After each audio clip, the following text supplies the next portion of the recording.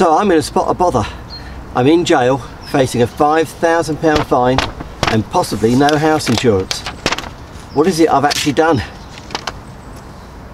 So to find out why I got into a spot of bother, we're going to cross over to Mr. Sparky. Hello Mr. Sparky, can you hear us okay? Excellent. And I understand you're outside your own home today. Fantastic. So, you're going to show us what a homeowner could get into trouble for if they did their own electrical work, aren't you? Okay then, show us the first place where people could get into trouble. Right, we appear to be outside your summer house.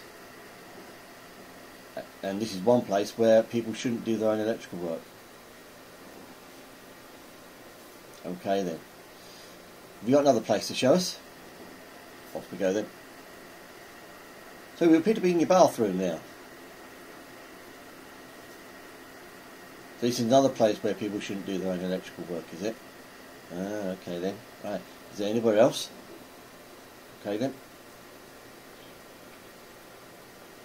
Oh, we appear to be in your kitchen now. So we can't even do any work in here. Ah, okay then. Is there anything we can do? Change the light bulb.